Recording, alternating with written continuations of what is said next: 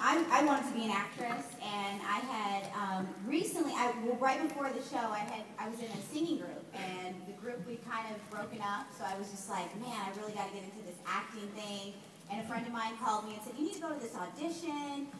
It's for this kids show, and I'd never seen the show. And I remember showing up to the audition, and there was like a line wrapped around the building. And I was like, are you kidding me? We'll be here all day. And something inside of me just said, just go. What else do you have to do today? You know? And so, exactly. Because I almost went home. Like, I was like, this is crazy. There's a ton, 1,000. I mean, how many people were there? It was like 4,000 people. 4,000 people there. Like, I mean, it was like all day. It was like American Idol. Like, there was like this yeah.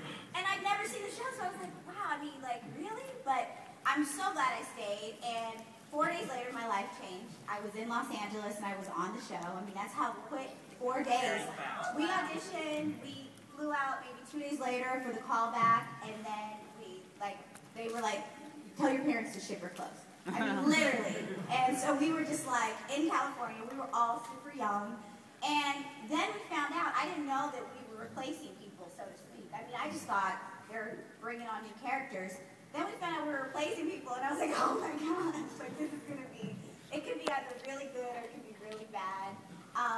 But luckily, you guys, loved us, you guys, and I always wish that it would have been a better situation because, it just seemed like we kind of were thrown onto the set, but the thing was, 2 months later, we were doing the movie. It all happened so quickly, so I didn't really realize what Power Rangers was until we got back from doing the movie, and it was like this phenomenon, and to be a part of that is larger than life. I mean, all of us, we could probably do a million different movies, but nothing's going to compare to that show or to that moment.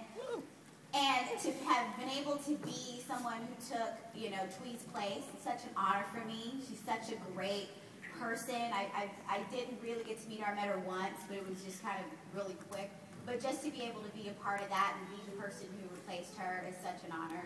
And to meet all of you was such an honor. So that's kind of how it felt for me.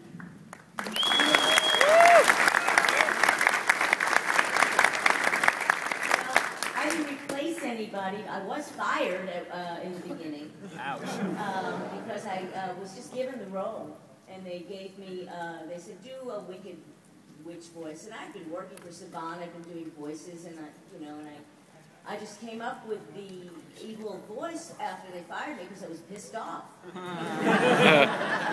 Not knowing I'd be doing it for 5 to 6 years after that.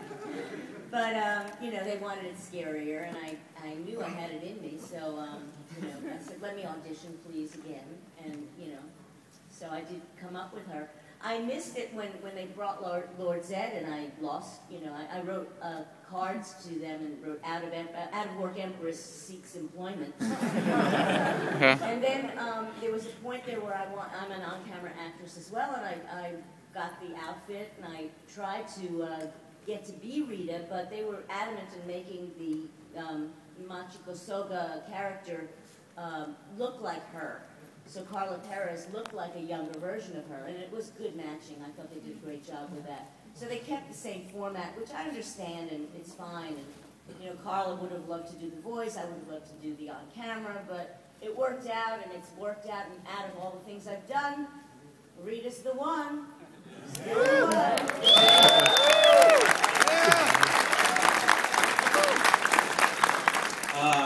So it was actually funny how I got the role of Power Rangers. I was on another film, Talking Animals, even funnier.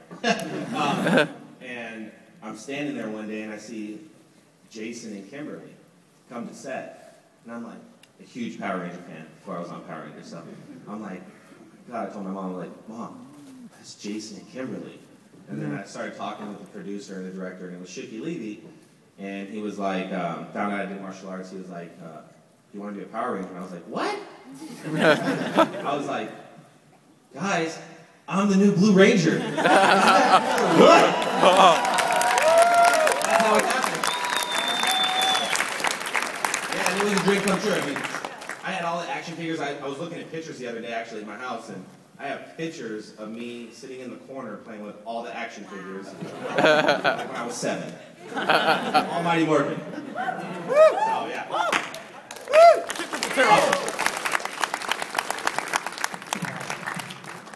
Well,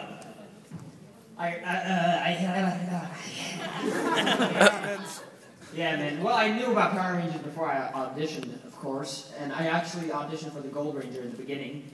Nice. Because they were looking for a Jim Carrey type personality. I usually go out for stuff like that, and I got a call back for it. And then Iris, the casting director, she's like, you know what, you'll be perfect for the new. Before they were called Skinny Mac and Big Mac. Yeah. So. We're in that process, like, you know, you'll be perfect for that. I'm like, okay, let me search him. I did my research on the characters, and so I saw Skull, how he did his own thing, and I tried to make it my own while sticking to those mannerisms. Because my character is actually supposed to be much younger than Skull was, and a little bit more dumb, I guess. It was pretty phenomenal how the process of the auditions and everything, and you know, I had a blast, and at the end I'm very excited, and people ask me, is it a dream come true that you're on this franchise? I'm like, I mean, I'm extremely excited, but I have one dream and only one dream, and that dream is to just live happily with my family and have no other dream. That's it. Everything else, man, it's a goal. Everything else is a goal. That's my only dream.